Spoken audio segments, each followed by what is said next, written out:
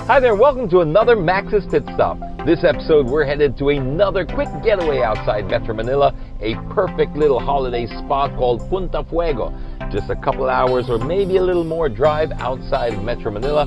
We'll be taking a fairly new road going through the longest tunnel in the country, as well as appreciating those beautiful roads around Nasugbu. This place here has been a private membership club for as long as it's been open, but now there are opportunities for people like you and I, or basically people who don't have a membership in the club, enjoy some of the facilities that they have over there.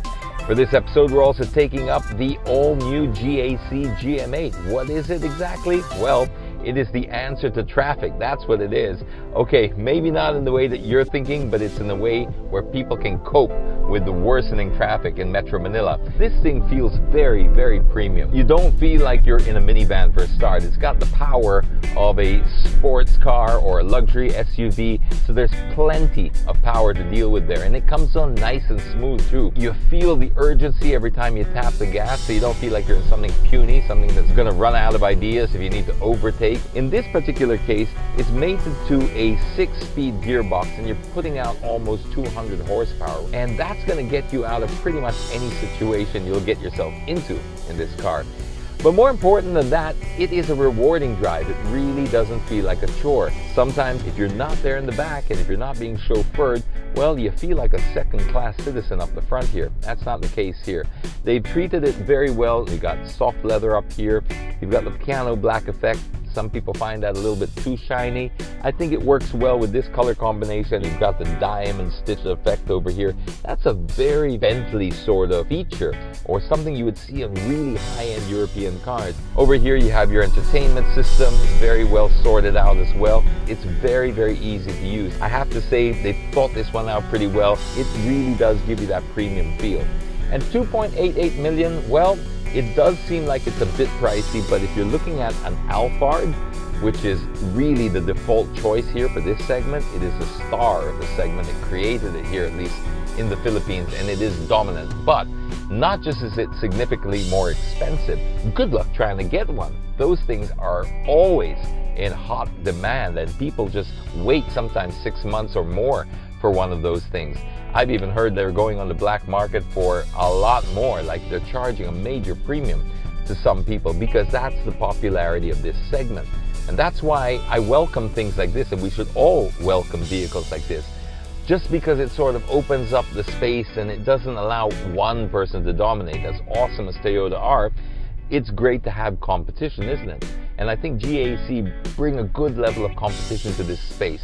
It's not quite the Alphard, I have to say, but it's not quite the Alphard pricing either. So if you were going to put it onto that metric and gauge them price versus value, they're roundabout on par. Honestly, that's a huge compliment to GAC. But all of the value of this van, I have to say, as good a job as they've done up the front here, you really want to be in the back. So we've established it's pretty nice to drive, but let's face it, here is where you really want to be. This is the power seat. This is where everything happens. It is really geared around just these 2 seats over here. Yes, you've got seating for 3 over there, and I have tried that out with the kids and they fit perfectly fine over there. But what's really particularly cool about this is, look at the leg room that you get here. You can slide this forward all the way over there and all the way back. Now sure, you're gonna make these guys feel like second-class citizens, but who cares, right? This is all about the people in this row over here. Buggered a lot of them over in the back there. I'm just kidding. You want to democratize it a little bit? That's easy. You can find even ground, because right now this seat in front of me is all the way back. This seat here, I still have all my leg room. So if we push that seat a little bit forward, push this a little forward, everyone will get ample leg room. I also like this sunroof over here, the controls above here with the air conditioning, and then you've got all your controls over here, which is really nice. You've got your leg rest, the ottoman full size as well, because sometimes it can be very frustrating if they're just this big. And I've seen some of them that do offer that, and it's really annoying. So giving you a full-size ottoman really gives you the support you need. You've also got a seat cooler over here. It's air conditioning on a hot day that really can pay dividends. And you've got a seat warmer just in case, I don't know, you go to Sagada or something like that.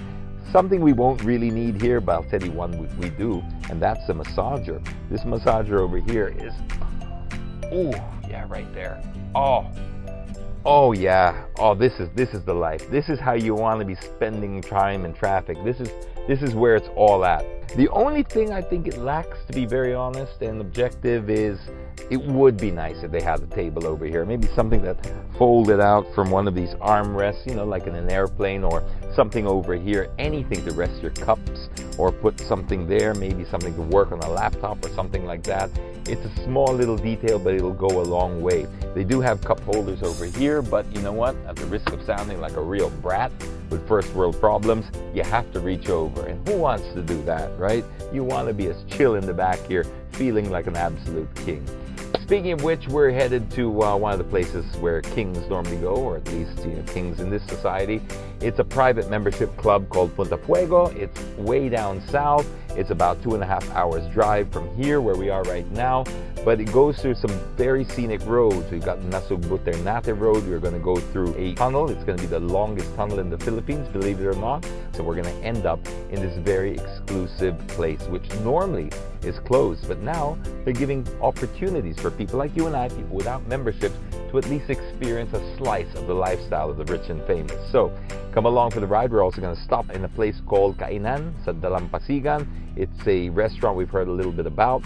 It's interesting because it is a place that is a bit more of a nursery than it is a restaurant, so you can appreciate it from strictly a gardening point of view, and you can also appreciate it strictly from a restaurant point of view. But when you put both of those worlds together, it really is a very unique experience. And I've heard it's in the family for a number of years, like 2 or 3 generations. So I'm excited to try that out. So if you want to come along for the ride, no problem. Just get comfortable, just like me.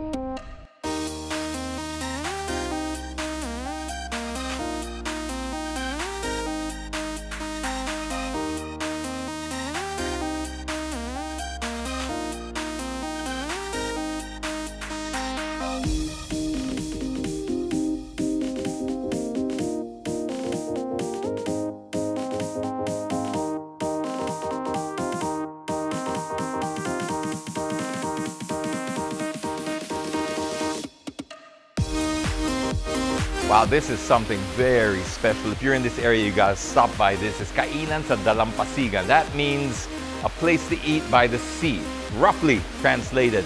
Now, the brief history of this place is that it's a family-owned place, and it's still run by the same family 45 years later. And it was inspired by their love of gardening, actually probably in equal parts or maybe slightly more so than the food. Although the mother, the original chef here, who's not a trained chef, it's all lutong bahay, her food is also out of this world. So they combine the two experiences. You'll get in equal parts the satisfaction from the great food as well as this beautiful ambiance that you won't really see anywhere else. It's a must try in this part of town.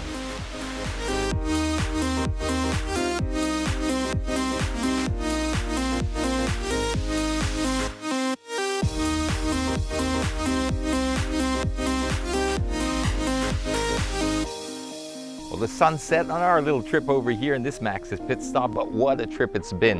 If you want to plan your trip down here or anywhere down this coastline, I'm not gonna lie to you, there are some tricky areas you have to get through, like a little bit of traffic snarled Cavite and certain areas like that. But once you clear it and you get on the Nasugbu-Ternate Road, it is smooth sailing all the way there. It is fantastic. I'm telling you, these roads are world class. You can really enjoy your vehicle and give it a nice workout. Once you get here, you'll be totally rewarded with this breathtaking scenery. This place here has been around for about 25 years or so. It started in 1995, but they didn't open their doors until about 2000. That means that they spent about 5 years developing the landscaping and just this property here. So now what you see here is already a very established green. It is really, really nice out here. It is exclusive, of course. You have to own a property or be a member, but there is a little bit of a loophole.